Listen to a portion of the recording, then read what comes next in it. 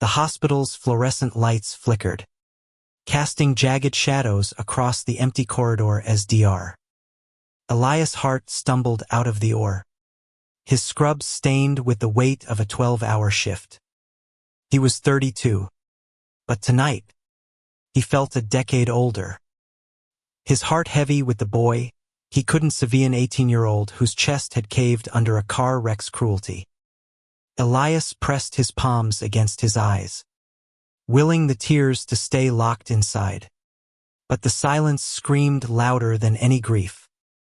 He didn't notice the man leaning against the wall until a low, hesitant voice broke through. "Hey, Doc, you okay?" The stranger's tone was rough but warm, like gravel smoothed by a river. Elias blinked, his vision clearing to reveal a man in a faded flannel shirt, toolbox at his feet, his strong hands fidgeting with a wrench. He was younger, maybe 28, with hazel eyes that held a quiet strength and a face weathered by life's harder edges. His name tag read Noah Maintenance. "I'm fine," Elias lied, his voice cracking like dry plaster. He wasn't fine. He hadn't been fine in years, not since his father disowned him for being gay. Not since he buried himself in medicine to escape the loneliness. Noah didn't push, just nodded, his gaze lingering a moment too long, as if he saw the cracks Elias hid from everyone else. The hospital was St. Augustine's Medical Center, a sprawling beast in downtown Seattle where lives were saved or lost in the blink of an eye. Elias had been a resident here for 3 years, his life a blur of charts, surgeries, and sleepless nights. He was goddamn good, but the weight of every failure clung to him like damp fog. Noah, on the other hand, was a plumber, the guy who fixed leaks and unclogged drains while doctors played God. Their worlds shouldn't have collided. But that night, in the sterile quiet of the third-floor corridor, they did. Noah crouched to pack his tools, his movements deliberate, like he was giving Elias space to breathe. "Long day, he said, glancing up. "Saw you running into that or earlier." Looked intense. Elias leaned against the wall, exhaustion pulling at his bones. "Yeah, didn't end well." He didn't know why he said it, maybe because Noah's voice didn't demand anything, didn't judge. It was just there. "Sorry," Noah murmured, standing. He hesitated, then added, "You look like you could use a coffee. There's a machine down in the basement that doesn't taste like motor oil. My treat." Elias almost laughed, the sound foreign in his throat. "You're bribing a doctor with vending machine coffee." Noah grinned, a lopsided thing that softened the hard lines of his face. "Gotta start somewhere." They walked to the basement, the hum of the hospital fading as they descended. The coffee was terrible, but Noah's easy banter stories of burst pipes and quirky hospital staff made Elias forget the blood on his scrubs for a moment.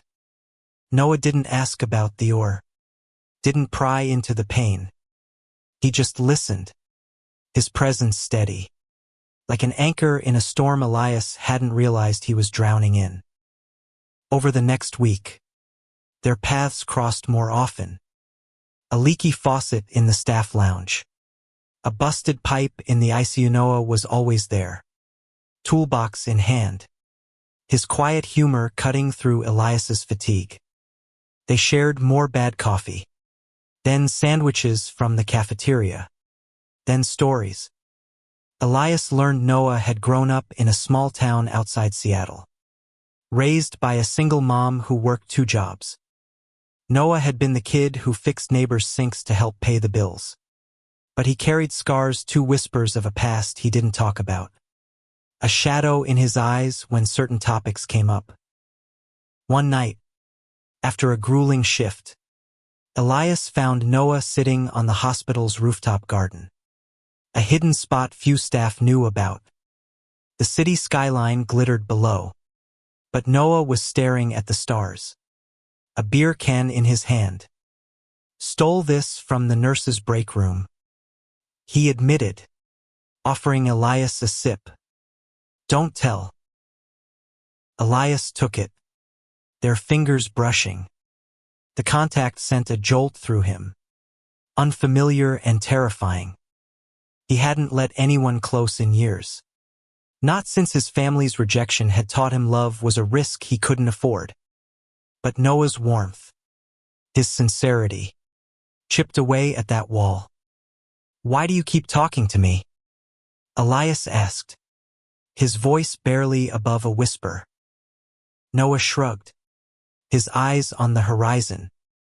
"You look like you're carrying the world, Doc. Figured you could use someone to carry it with you." The words hit harder than Elias expected. He wanted to say something, anything, but his throat tightened. Instead, he sat closer, their shoulders brushing, the silence between them louder than the city below. It was the first time in years Elias didn't feel alone. But the hospital wasn't a place for quiet moments. The next day, a pipe burst in the ER, flooding the trauma bay. Noah was elbow-deep in water, cursing under his breath, while Elias worked nearby, stitching up a patient's laceration. Their eyes met across the chaos, a shared glance that felt like a secret. Later, Noah found Elias in the break room, both of them soaked and exhausted. "You owe me a beer for this one," Noah teased, but his voice was softer, his gaze searching. Elias wanted to close the distance, to say what he couldn't yet, but fear of rejection, of ruining something fragile kept him silent. Noah seemed to sense it, stepping back with a small nod. "Whenever you're ready, Doc," he said, and walked away. The hospital kept spinning, but so did Elias's thoughts. Noah was becoming a constanta laugh in the chaos, a hand on his shoulder when the world felt too heavy. Yet Elias couldn't shake the voice in his head, the one that whispered he didn't deserve this, that love was a luxury for someone less broken. He didn't know Noah was fighting his own demons, ones buried deeper than Elias could guess. As winter crept into Seattle, the hospital grew busier, and so did their connection. A stolen moment in the stairwell, a shared look that lingered too long. Every interaction felt like a step toward something inevitable. But when Elias finally worked up the courage to ask Noah out, to take that leap, the hospital's pager screamed. A mass casualty incident. Pile up on I-5. Elias ran to the OR, and Noah disappeared into the chaos of fixing the hospital's overworked systems. Hours later, Elias emerged, hands shaking, only to find Noah waiting outside the OR. His flannel was smeared with grease, his face pale. "You okay?" Noah asked, his voice steady despite the worry in his eyes. Elias nodded, but he wasn't. He was falling for Noah, falling apart, falling into a life he hadn't dared imagine. And as Noah reached out, his hand steady on Elias's arm, the world felt a little less heavy. The rain battered Seattle streets, turning Street, Augustine's parking lot into a maze of puddles that reflected the hospital's neon glow. Elias stood under the awning, his coat pulled tight, watching Noah jog through the downpour, toolbox swinging. "You're gonna catch pneumonia," Elias called, half laughing, half worried, as Noah reached him, water dripping from his hair. says the guy who lives in scrubs. Noah shot back, shaking off like a dog, his grin infectious. They ducked into the hospital's side entrance, the warmth of the corridor wrapping around them like a promise. It had been 2 weeks since the pileup, and their moments together fleeting as they were had become Elias's lifeline. A brush of hands, a shared coffee, a quiet joke in the chaos. Each one stitched him back together, piece by fragile piece. But Noah was a puzzle Elias couldn't solve. He was open, warm, yet there was a wall behind his eyes, a story he didn't tell. Elias caught glimpses of it when Noah flinched at a raised voice in the ER, or when he changed the subject when family came up. Elias didn't push. He knew what it was like to guard your scars. That night, they ended up in the rooftop garden again, the rain a soft drumbeat on the overhang. Noah pulled a thermos from his bag, pouring hot chocolate into 2 mismatched mugs. "Stole the recipe from my mom," he said, handing Elias one. "She used to make it when I was a kid. Said it fixed everything." Elias sipped, the warmth spreading through him. "Your mom sounds amazing." "She was." Noah's voice tightened, and he looked away, his fingers tracing the mug's rim. "Lost her when I was 20. Cancer. This place," he gestured at the hospital. "They tried. But, yeah." Elias's chest ached. He wanted to reach out, to bridge the gap, but his own fears held him back. Instead, he said, "I'm sorry, Noah. I know what it's like to lose someone." Noah's eyes met his, searching. "Yeah. Who'd you lose?" Elias hesitated. The truth was a weight he rarely shared. "My family. Not dead. Just gone. My dad didn't take it well when I came out. Haven't spoken in 8 years." Noah's face softened, but he didn't offer pity. Instead, he leaned closer, their knees brushing. "That's rough. You ever think about reaching out?" "Every day," Elias admitted. "But then I remember the things he said. It's easier to keep moving." Noah nodded, like he understood too well. They sat in silence, the rain filling the gaps, until Noah said, "You're not as alone as you think, Elias." The words hung between them, heavy with meaning. Elias's heart raced, but before he could respond, his pager buzzed. Another emergency. He cursed under his breath. Standing. "Duty calls." Noah stood too, his hand grazing Elias's arm. "Find me later, Doc." The ER was a war zone that night, flu season colliding with a bar fight that sent 3 patients to surgery. Elias moved on autopilot, stitching wounds, calling orders, his mind half on Noah. When the chaos slowed, he found Noah in the basement, fixing a water heater. The room was dim, the air thick with the smell of rust and oil.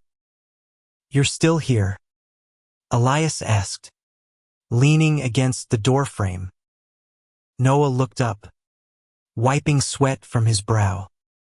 "Couldn't leave you to drown in that mess alone." He paused, then added, "You look beat. Wanna grab food? There's a diner across the street that's open late." Elias's exhaustion warred with the pull of Noah's offer. He nodded, and soon they were at a greasy spoon diner, neon signs buzzing, plates of pancakes between them. Noah talked about his childhood fixing bikes, sneaking into movies, the time he accidentally flooded his high school's gym. Elias laughed. The sound unfamiliar but welcome. He shared his own stories, med school pranks. The first life he saved. The quiet pride of proving his father wrong. But the conversation turned heavier when Noah asked, "You ever think about what you'd do if you weren't a doctor?" Elias frowned. The question unsettling. "I don't know. This is all I've got." "You?" Noah's smile faded. "Used to want to be a teacher. Loved kids. But life got in the way." "What happened?" Elias asked, sensing the weight behind the words. Noah's jaw tightened. "Bad breakup. Guy I thought I'd spend my life with. He wasn't kind. Left me in a dark place for a while." Elias's heart clenched. He wanted to ask more, to know the shape of Noah's pain. But the vulnerability in Noah's eyes stopped him. Instead, he reached across the table, his hand covering Noah's. "I'm glad you're here now." Noah's fingers curled around his, tentative but warm. "Me too." They lingered in the diner until the waitress started giving them pointed looks. Outside, the rain had stopped, leaving the air crisp. Noah walked Elias to his car, their steps slow, like neither wanted the night to end. At the driver's side door, Noah hesitated, then leaned in, his breath warm against Elias's cheek. "Your trouble, Doc," he murmured, his voice teasing but thick with something deeper. Elias's pulse hammered. He wanted to kiss Noah, to cross that line, but fear gripped him. Instead, he smiled, his voice shaky. "Good kind of trouble. I hope." "The best," Noah said, stepping back with a grin that promised more. The next day, the hospital was quieter, but Elias's mind was loud. He couldn't stop thinking about Noah, his laugh, his steadiness, the way he made Elias feel seen. But doubt crept in. What if he messed this up? What if Noah saw the broken parts of him and walked away? When they met for coffee in the cafeteria, Noah seemed off. His usual warmth dimmed. "Everything okay?" Elias asked, stirring his coffee. Noah shrugged, his eyes on the table. "Just ghosts. You know. Old stuff coming up." Elias wanted to push, to help, but his pager buzzed again. He stood, frustrated. "I'm here, Noah. When you're ready." Noah nodded, but his smile didn't reach his eyes. As Elias walked away, he felt the distance between them grow, a crack he didn't know how to mend. The hospital's HVAC system groaned, a fitting soundtrack to Elias's mood as he scrubbed in for another surgery. Noah's guarded expression from the cafeteria haunted him, a reminder that sincerity alone couldn't bridge every gap. He'd spent years building walls around his heart. Could he really expect Noah to tear his down so easily?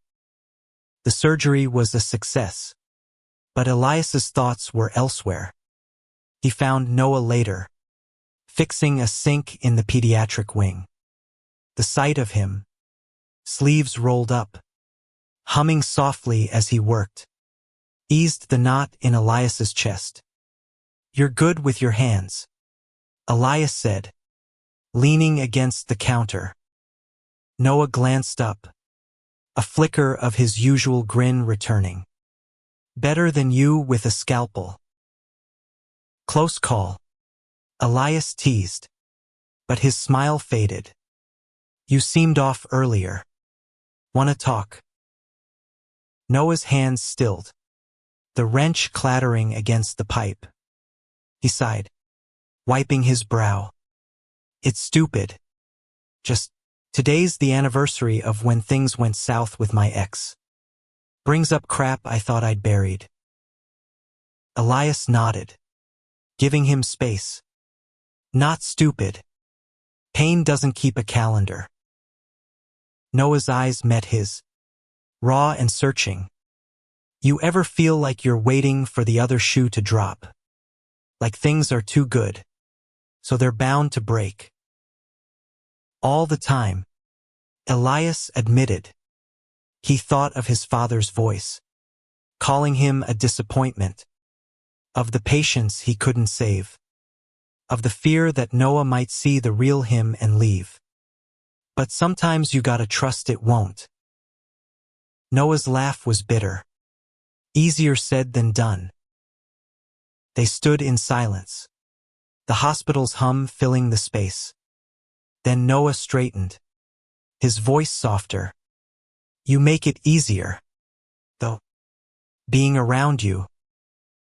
Elias's heart skipped. He wanted to say it back, to tell Noah how much he mattered. But the words caught. Instead, he bumped Noah's shoulder. Good. 'Cause you're stuck with me.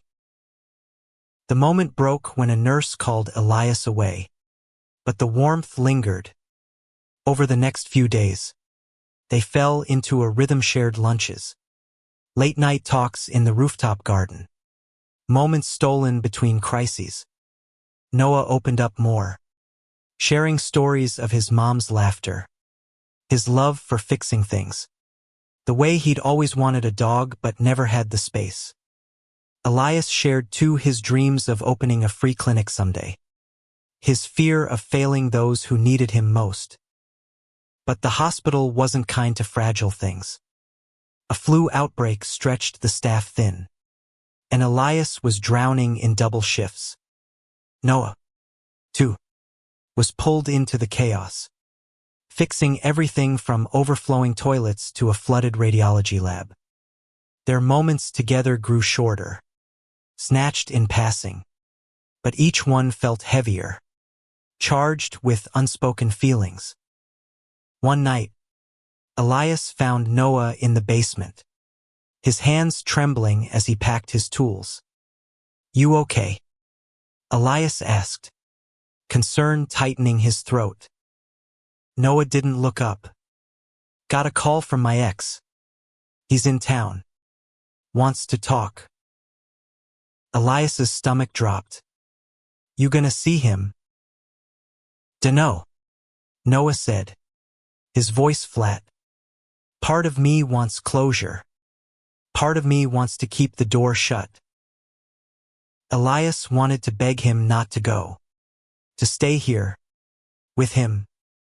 But he saw the pain in Noah's eyes, the weight of a past that still held him. Whatever you choose, I'm here, Elias said, his voice steady despite the fear clawing at him. Noah nodded, but the distance between them felt like a chasm. The next day, Noah was quieter, his smiles forced. Elias threw himself into work, trying to outrun the dread. When he saw Noah leaving the hospital that evening, a duffel bag slung over his shoulder, his heart sank. Going somewhere? Elias asked, trying to keep his voice light. Noah hesitated. Just need a day to clear my head. I'll be back. Elias nodded, but the words felt like a promise he couldn't trust. As Noah walked away, the hospital's sterile air felt colder, and Elias wondered if he'd just lost something he hadn't fully grasped. The next shift was brutal, endless patience. Endless charts. Endless doubt. Elias kept checking his phone, hoping for a text from Noah, but nothing came. By the time he dragged himself to the rooftop garden at midnight, he was unraveling. He sat on their bench, staring at the city lights, and let himself feel the ache. He'd been alone before. He could do it again. But the thought of losing Noah hurt more than he'd expected. When his phone buzzed, He grabbed it, heart racing. A text from Noah, back tomorrow. Can we talk? Relief flooded Elias, but it was tinged with fear. What did Noah want to say? Was this the shoe dropping? The next day, Noah found him in the cafeteria, his eyes tired but clear. I didn't meet him, Noah said before Elias could ask. Drove out to the coast instead. Needed to think. About what? Elias asked, his voice barely steady. Noah's gaze held his, unwavering. About you. About us. Elias's breath caught. The cafeteria faded, the noise dimming to a hum. And Noah stepped closer, his voice low. I'm scared, Elias. Scared of messing this up. But I'm more scared of not trying. The words were a lifeline, and Elias grabbed it. He reached for Noah's hand, their fingers interlocking. Me too, he whispered. But I'm in. For the first time, Noah's smile reached his eyes.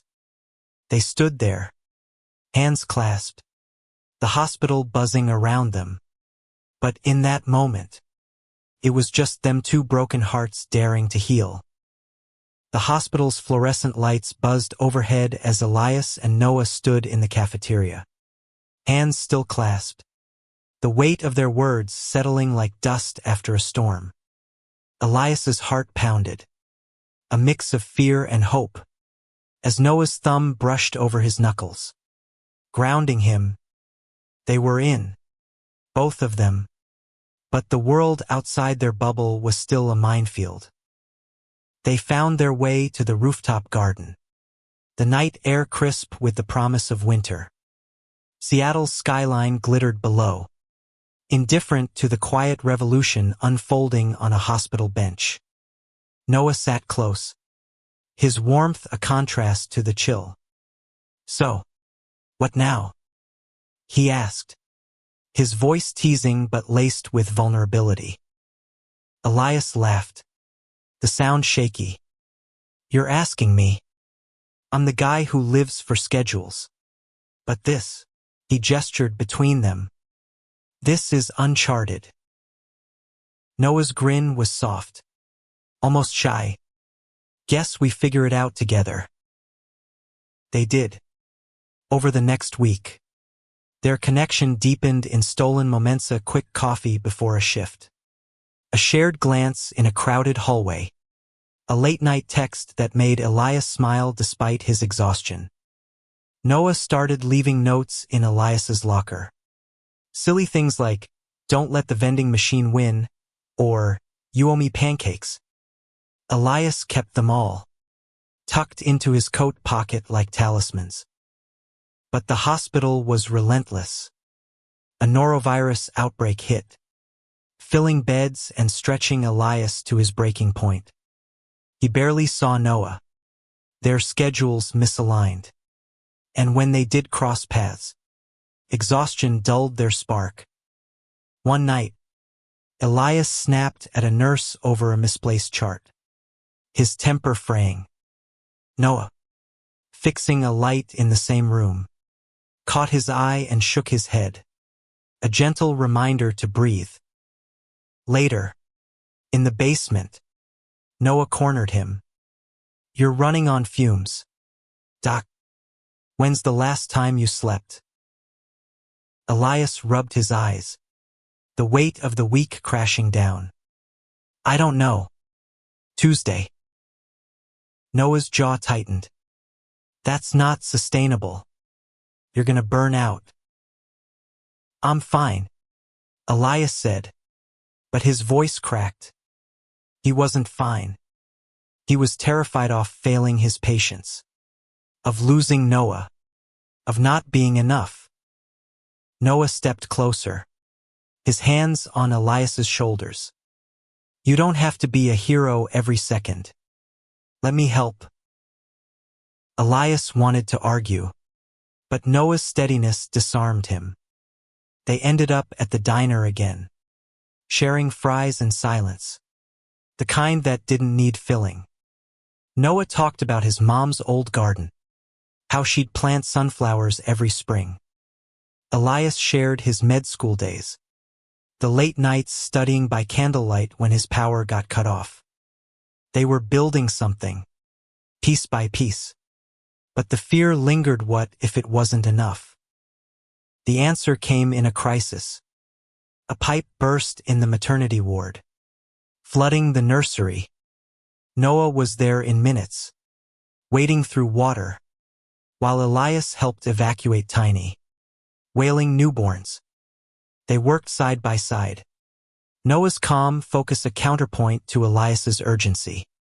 When the last baby was safe, their eyes met, and Noah grinned.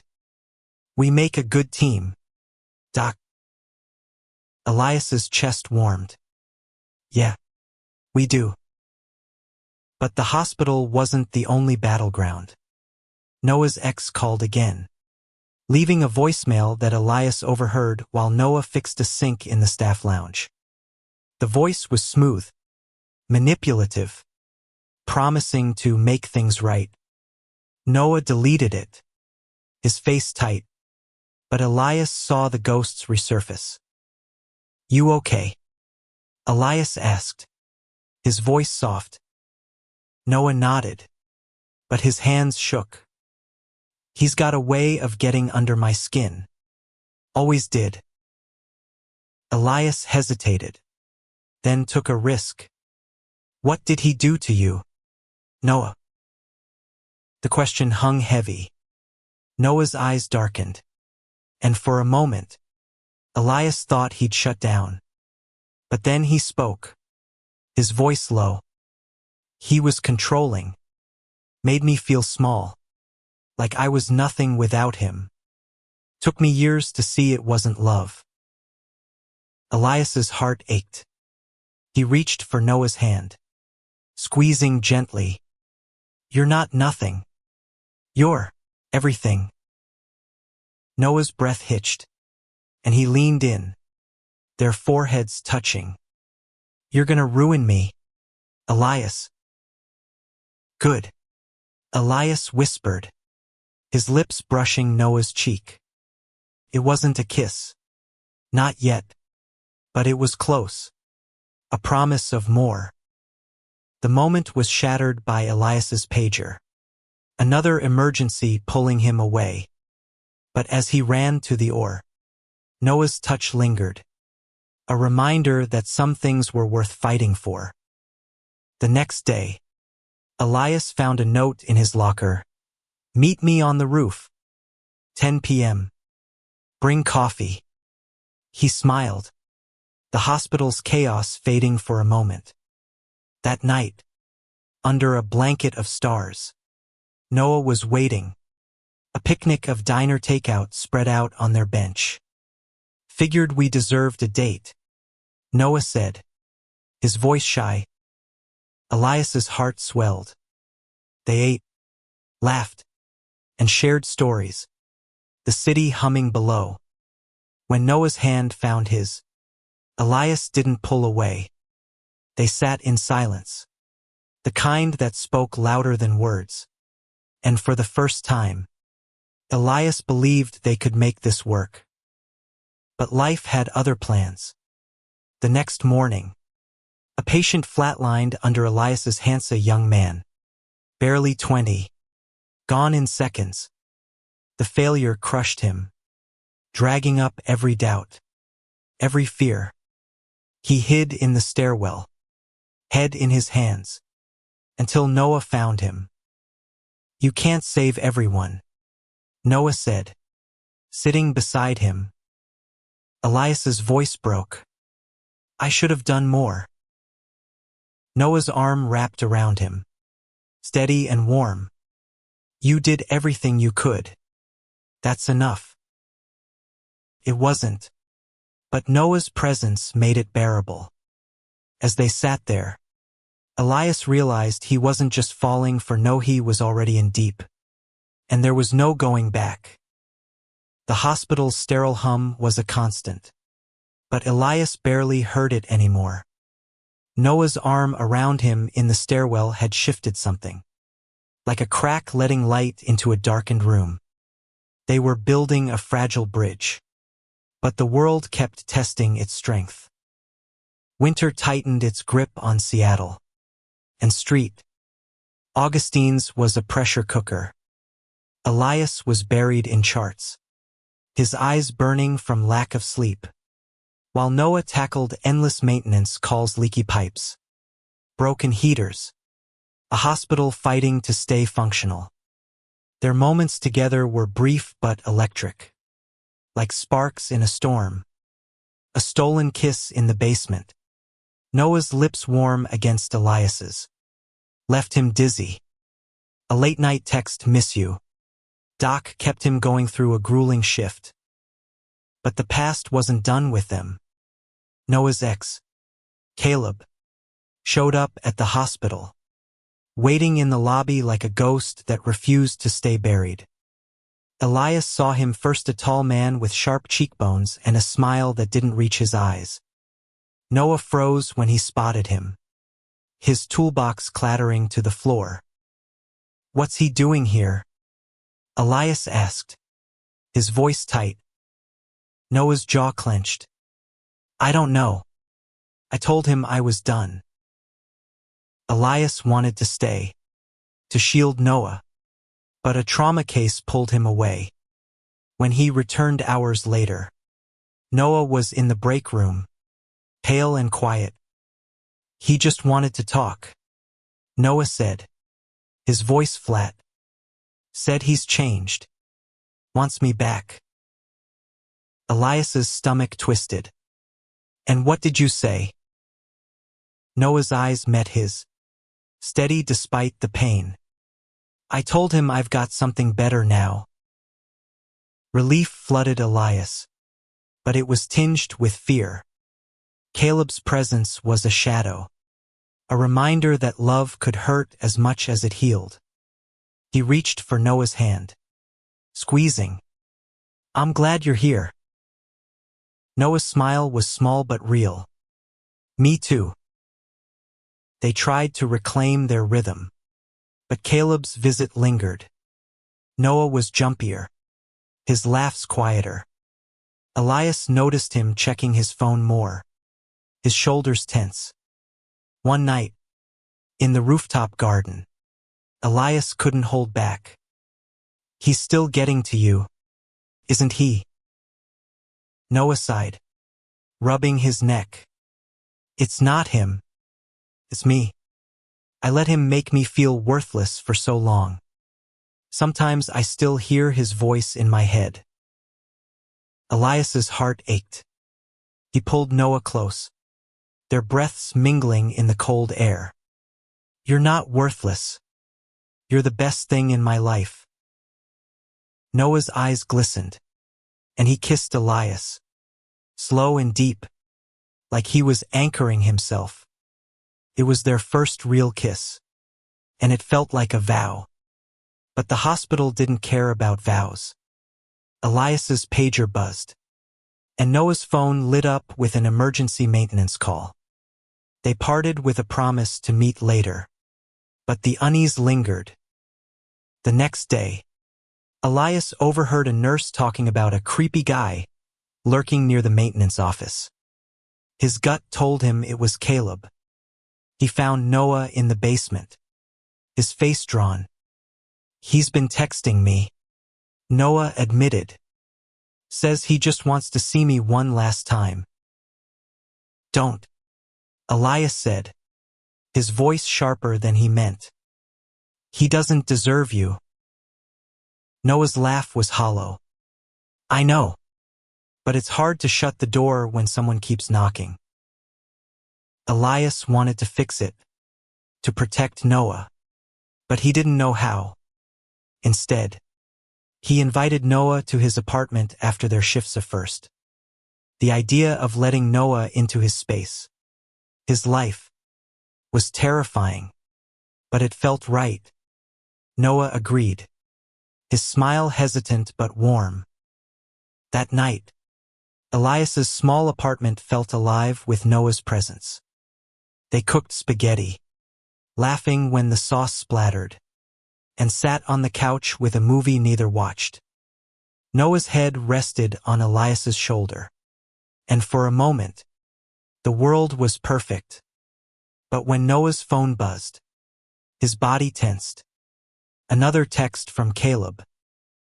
"I'm blocking him," Noah said, his voice firm. He did, his fingers steady. But Elias saw the cost in his eyes. They fell asleep tangled together. The city's hum outside a soft lullaby. But morning brought Realisha call from the hospital about a staffing crisis. Elias left Noah sleeping. A note on the counter, "You're my home. See you tonight." The hospital was chaos. But Elias carried Noah's warmth with him. He saved a patient that day. A small victory that felt bigger because of Noah. When they met later, Noah was lighter, his smile brighter. "Blocked him for good," he said, pulling Elias into a hug. "I'm done looking back." Elias kissed him, relief and love crashing together. They were winning, but the fight wasn't over. Caleb's shadow lingered, and Elias's own demons, his family's rejection, his fear of failure were never far. But together, they were stronger, their sincerity a shield against the world. As they walked through the hospital, hands brushing, Elias felt hope bloom. They weren't perfect, but they were real, and that was enough. Seattle's winter deepened, the rain turning to sleet that stung Elias's face as he left the hospital.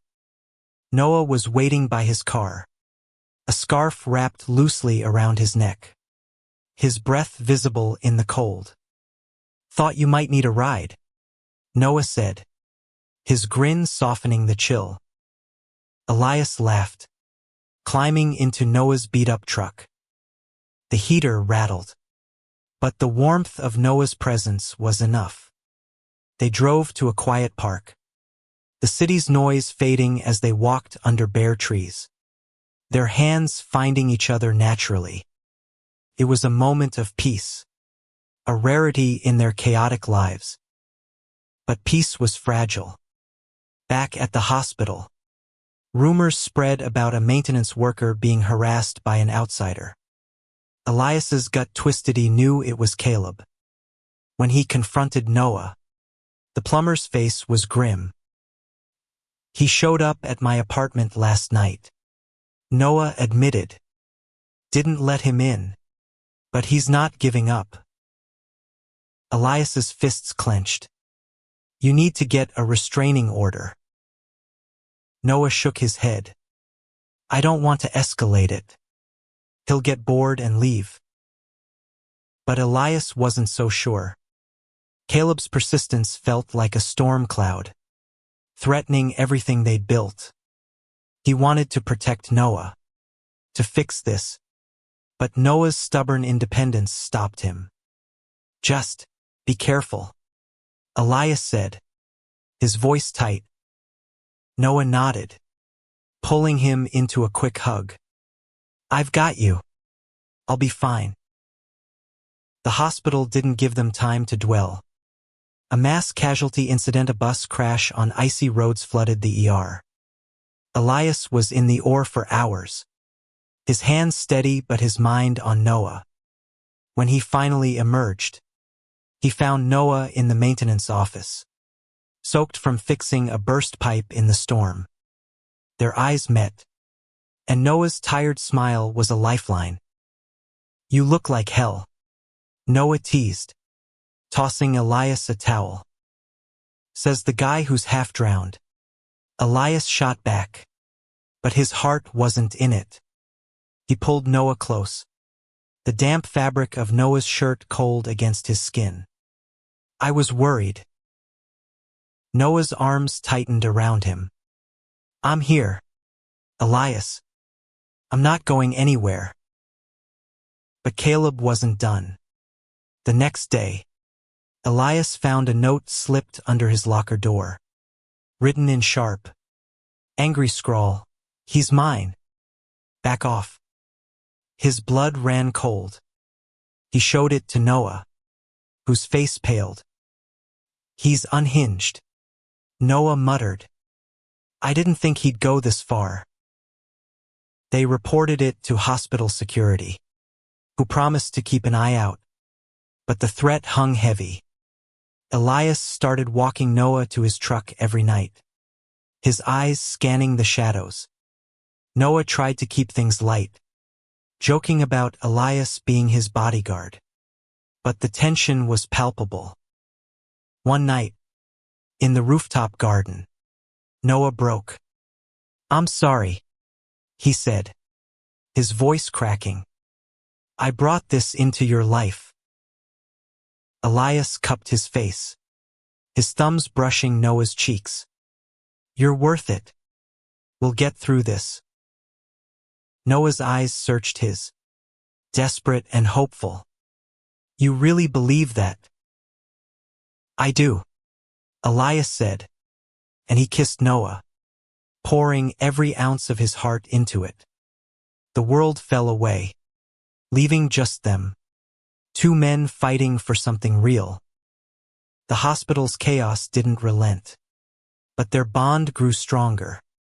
They spent more nights at Elias's apartment, cooking together, laughing, building a life in the margins of their demanding jobs. Noah started talking about the future, maybe getting that dog, maybe moving in together someday. Elias let himself dream, let himself hope. But Caleb struck again. A slashed tire on Noah's truck. Another note in Elias's locker: "You can't have him." Fear turned to anger, and Elias confronted Noah. "We can't ignore this anymore. He's dangerous." Noah's shoulders slumped. "I know. I'll file the restraining order tomorrow." Elias pulled him close, their hearts beating in sync. "We're in this together," he said, and Noah nodded, his eyes fierce with determination. The next day, Noah filed the order, and the hospital banned Caleb from the premises. It wasn't a fix, but it was a start. Elias felt the weight lift slightly, replaced by a quiet resolve. They weren't just fighting Caleb, they were fighting for each other, for a future they both deserved. As they left the hospital that night, hand in hand, Elias glanced at Noah, his heart full. They were battered, but they were unbroken, and that was enough for now. The restraining order was a thin shield, but it gave Noah and Elias room to breathe. Seattle's sleet turned to snow, blanketing street. Augustine's in a quiet that felt deceptive. Elias couldn't shake the feeling that Caleb was still out there, watching, waiting. But Noah's hand in his, warm and steady, kept the fear at bay. Their lives settled into a tentative rhythm. Mornings at Elias's apartment, coffee brewing while Noah hummed off-key. Evenings in the hospital, stealing moments between crises, a kiss in the stairwell, a shared laugh in the cafeteria. Noah started leaving tools at Elias's place, a sign of permanence that made Elias's heart ache with hope. But the hospital was a pressure cooker. A new wave of flu cases hit, and Elias was drowning in patience. Noah, too, was stretched thin, fixing heaters and unclogging drains in a building that seemed to fight them at every turn. One night, Elias found Noah in the basement, his hands bloodied from a slipped wrench. "You're hurt," Elias said, grabbing a first aid kit. "It's nothing," Noah muttered, but he let Elias clean and bandage the cuts. Their eyes met, and Noah's voice softened. You're too good to me. Elias's throat tightened. You're worth it. They kissed. Slow and tender. The basement's hum fading away. But the moment was shattered by a security alert. Someone had been spotted tampering with Noah's truck. Elias's blood ran cold. Caleb, he said. Not a question. Noah's face hardened. Let's go. They found the truck. Its windshield smashed. A brick lying in the snow. Security was already there. But Caleb was gone. Noah's hands shook as he stared at the damage. His voice low. I thought he'd stop. Elias pulled him close. Anger and fear warring inside him. We'll fix this. Together. The police were called. But without proof. There was little they could do. The hospital tightened security. And Elias insisted Noah stay at his place. Noah agreed. But the strain was evident. He was quieter. His smiles rare. Elias hated seeing him like this. Hated that Caleb's shadow could dim Noah's light. One night, in Elias's apartment, Noah broke down. I feel like I'm dragging you into my mess, he said. His voice raw. You don't deserve this. Elias knelt in front of him, taking his hands. I love you, Noah. That's what I deserve you. Noah's breath hitched, his eyes wide. You love me. Elias nodded, his heart pounding. Yeah, I do. Noah pulled him into a kiss, desperate and fierce, like he was claiming something he'd been afraid to lose. I love you too. He whispered against Elias's lips, and the world felt right again. But love wasn't a cure-all. Caleb's harassment escalated. More texts from burner numbers. A slashed tire on Elias's car. The police were involved. But Caleb was a ghost, always slipping away. Elias and Noah clung to each other, their love a lifeline in the storm. The hospital, too, tested them. Patient died under Elias's care. A woman who reminded him of his mother. The guilt was crushing, and he spiraled, locking himself in his office. Noah found him, sitting in the dark, and didn't say a word. He just held Elias, letting him grieve, letting him heal. You're not alone, Noah whispered, and Elias believed him. They started planning a future, small things, like a weekend away, a dog they'd name Max. But Caleb's shadow loomed, and Elias knew they couldn't keep running. One night, after another threatening note, Elias made a decision. We need to confront him, he said. End this. Noah's eyes darkened, but he nodded. Together, they tracked Caleb to a bar on the edge of town, using a tip from a hospital security guard. Elias's heart pounded as they walked in, the air thick with smoke and tension. Caleb was there, leaning against the bar, his smile cold. Noah, he said, ignoring Elias. You look good. Noah's voice was steel. Leave us alone, Caleb. It's over. Caleb's smile faltered, but he stepped closer. You'll always be mine. Elias's fists clenched, but Noah stood firm. I was never yours. I'm his. The words hit like a punch, and Caleb's face twisted. He lunged, but Elias was faster, stepping between them. Back off, Elias said, his voice low and dangerous. Caleb hesitated, then backed away, muttering threats as he left. It wasn't over, but it was a victory. Noah's hand found Elias's, squeezing tight. "Thank you," he whispered. They drove home in silence, the weight of the night settling. But in Elias's apartment, wrapped in each other's arms, they found peace. They were bruised, but they were whole, and their love was stronger than any shadow. Snow fell softly outside Elias's apartment, blanketing Seattle in a hush that felt like a gift. Inside, Noah stirred a pot of chili, his laughter filling the space as Elias tried and failed to chop onions without crying. "You're a doctor, and you can't handle an onion," Noah teased, nudging him aside. Elias grinned, wiping his eyes. "I save lives, not vegetables." Their laughter was a balm, a reminder of how far they'd come. Caleb's threats had quieted since the confrontation, the restraining order holding for now. But Elias and Noah knew better than to trust the calm.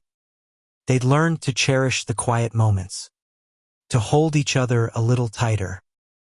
The hospital remained their battleground. Elias was promoted to senior resident, a role that brought more responsibility and less sleep. Noah took on bigger maintenance projects, his skill keeping street, Augustine's running. They were a team, their lives intertwined in ways neither had expected.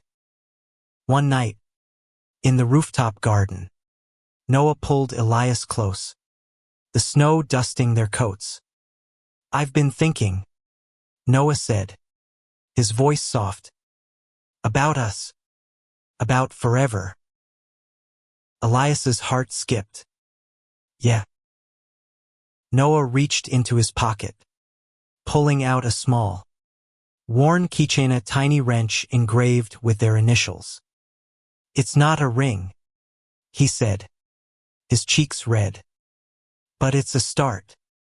Move in with me, Elias. Let's build something." Elias's eyes stung. Not from onions this time. He took the keychain, his fingers tracing the engraving. "Yes," he whispered, pulling Noah into a kiss that tasted of snow and promise. They moved in together the next month, their lives merging in a small apartment filled with Noah's tools and Elias's books. They adopted a dog, Max, a scruffy mutt who chewed Elias's shoes but loved them fiercely. The hospital was still chaos, but they faced it together, their love a steady anchor. Caleb's final act came unexpectedly, a letter, slipped under their door, apologizing for everything.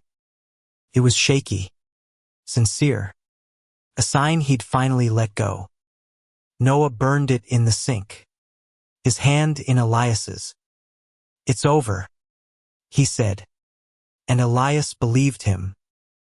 The hospital threw a holiday party, and for the first time, Elias and Noah attended as a couple, their hands clasped, their smiles unapologetic.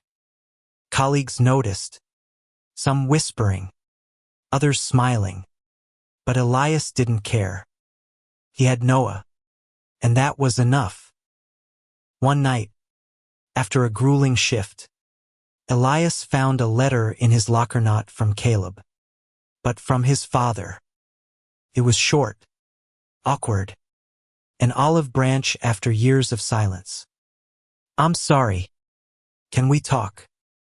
Elias's hands shook as he showed it to Noah, who pulled him close. "You don't have to decide now," Noah said. "But whatever you choose, I'm here." Elias nodded, the weight of the letter heavy but not crushing. He'd call his father. Maybe, when he was ready. For now, he had Noah, Max, and a life he'd never dared dream of. As spring broke over Seattle, Elias and Noah stood in the rooftop garden, the city blooming below. They'd faced demons, both their own and each other's, and come out stronger. Their love wasn't perfect, but it was real, built on sincerity and silence that spoke louder than words. Elias took Noah's hand, the wrench keychain dangling from his pocket. "We saved each other," he said, his voice thick. Noah's smile was radiant. "Yeah, Doc, we did." They kissed, the world fading to a hum, two broken hearts healed by the quiet power of love.